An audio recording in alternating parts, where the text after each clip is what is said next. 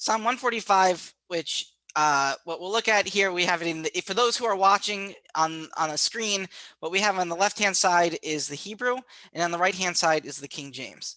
And what Bible program are you using here? I'm using Accordance Bible. What my friend Keith calls the Tap Tap. This is the one I use. Yes. Yeah, Accordance. I love it.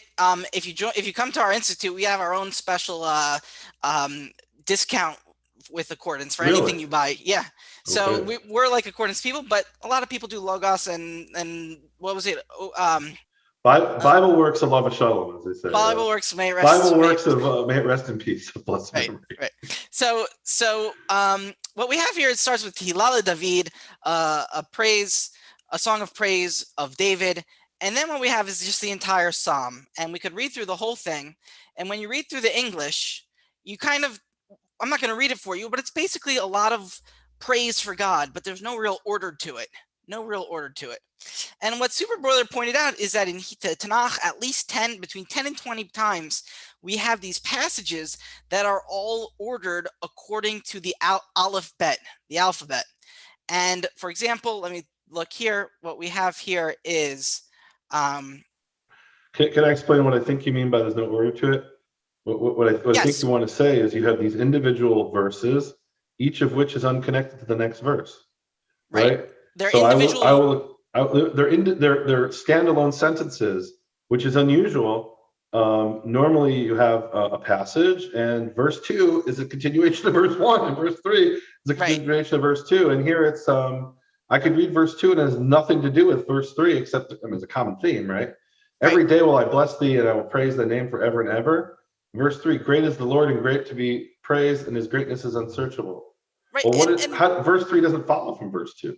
Right. To be fair, there are a lot of psalms that are just lovely praised, but a lot of them are also ordered, and the order only comes in the Hebrew. So while you were just speaking, I highlighted the first letter of each verse, and what we have is the Aleph, the Bet, the Gimel, the Dalet. So this is the A, B, C, D, E, F, G.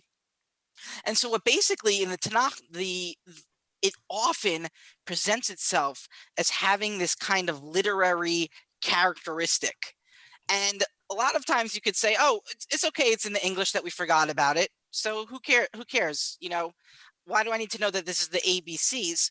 A lot of times these are pretty mind-blowing. For example, most of us consider Psalm 9 and 10. We consider it to be two Psalms, right? But when you look at the acrostic, it actually goes from 9 through 10. Wait, so tell people what an acrostic is. An acrostic is this idea of having a text ordered according to the alphabet. So, if you give me one second. I would even define it a little bit differently. I would say that there is I'm going to use a fancy word. There's a meta text here.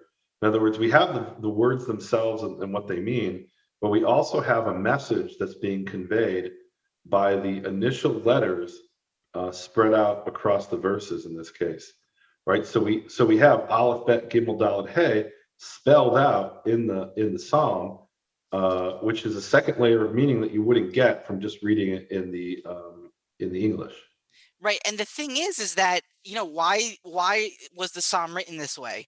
Why are there so many of these in Tanakh? And actually, if you know the Hebrew, you can actually memorize them pretty easily.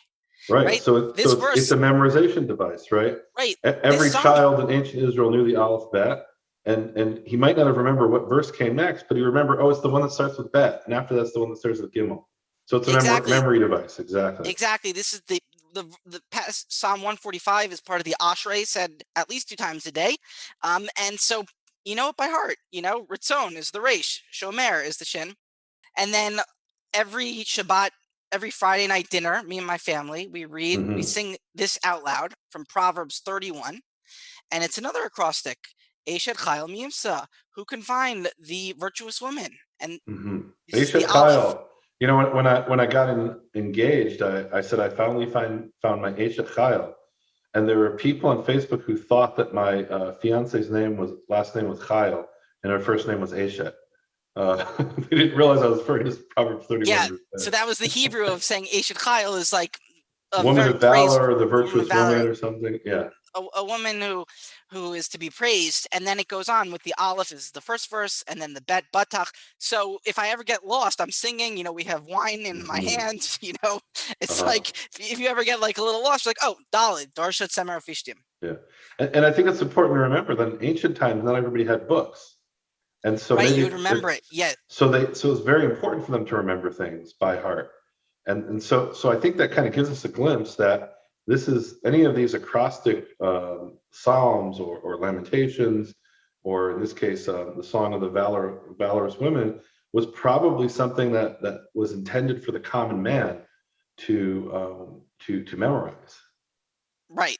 And so once you know the Hebrew and you can look for these things, you can see some very interesting studies. So, for example, what I want to point out to you is that in the acrostic, which we first mentioned, Psalm 145, which every verse starts with the letter Aleph, Bet, Gimel, going through the whole thing, you get one of these interesting things in your Bibles. So maybe for everyone listening today, maybe obviously if you're on the road, don't do this now, but check No, pull your over to the side of the road as long as it's safe right now.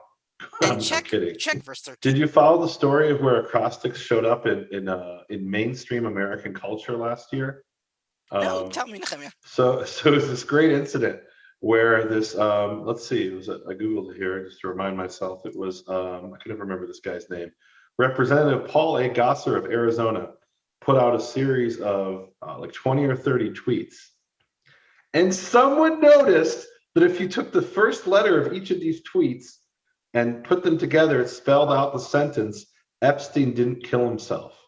Oh, because of the Now, yes, now, does he believe Epstein didn't kill himself? right. I don't know if he Of does course, or doesn't, but he had hoped that someone would notice this and it would get national press. And it not only got national press, it got international press. Some senator that nobody can, or I guess he's a House of Representatives from Arizona, who outside of Arizona, no one's heard of this guy. He's not in the national attention. He intentionally did this so that people would hear his message by putting out something controversial. And then he put out another single tweet where the first letter is spelled out Area 51. right. And it said, all the tweets pertain to today's hearing. Rest assured they are substantive. Every one of them, all of them, 5 were brilliant, 1 was okay. And he put it out where it spelled out Area 51. 51. And why did he do that? Because he wanted people to pay attention to his tweets. And my takeaway from this is there's obviously somebody Jewish who knows Hebrew on his staff. Because where does anybody in Western culture know about an acrostic, right? There must have been someone on his staff who said, I have an idea. And I'm sure he said, what you want to put in my tweets? Well, But it worked. It got him international yeah, and attention like for his I don't message. know I don't know the history of English acrostics, but the idea is that person you're gonna pay more attention, right? No, it's a distinctively, now it may exist in other cultures and languages, but it actually, as far as I know, Hebrew invented this idea of acrostics. And look at the Tanakh, we have very basic acrostics where it's Aleph, Bet, Gimel, Dalet, Hey. As you well know, in the Middle Ages, we have acrostics where somebody wrote a whole poem that spelled out their name. Or Right, another thing they did is in some manuscripts that have nothing to do with the Tanakh or anything. It'll be a manuscript of a commentary of the Talmud or something, and then they would put like a little symbol. It wasn't necessarily the first letter of each sentence, but they put a little symbol and another symbol, another symbol until it spelled out the name of the scribe. And they do that right. like on a single page where you'd find it, right? They wanted people to find it. And these are very helpful for Yeah, memorization. They're yeah, very helpful. So yes, this is something that in the Hebrew, or if you're careful on the internet with tweets, you can find also. But the idea is that this is something that is completely lost in the translation. right. Um, there's no even if the translator says, oh, by the way, this is an acrostic, it doesn't And really yeah, mean anything. and they do that. For example, in a lot of the translations of Psalm 119, where you have the entire alphabet spelled out, Eight entire times. alphabet 8 times, 8 Alephs, 8 Bets, 8 Gimels, and you ask yourself, The longest chapter in the why Tanakh. does verse 3? What does verse 3 have to do with verse 4? Nothing, except they both start with Aleph, Right. right? So that's actually important to know. It gives you some insight into what you're reading. So you have that, but also so it was for memorization for sure, and so many translations have that. It'll say Aleph, And then in verse 9, it'll say bet. And in verse, whatever the next one, it'll say gimel. And some people, they wouldn't even know what that is. Or if you explain it to them, okay, but it doesn't help them memorize it, which is what the purpose was in ancient Israel. What's beautiful to me is it gives us an idea of not just what the text means, but in some respect how it was consumed, which we don't Right. always know. Like it Right. gives The us what people. Yep. the Sitzimleben, what they call the Yeah. context in which this text was used. Right. I love that. None of the Israelites had a Bible in their house. This was Yes. they heard it and they needed to walk with it and keep it. And so an Yes. acrostic is a good way to do that. Right. It's so rare a Bible in ancient Israel, or the Torah even, let's say, that it's a commandment for the king to write for himself a copy, otherwise he won't have one. Right.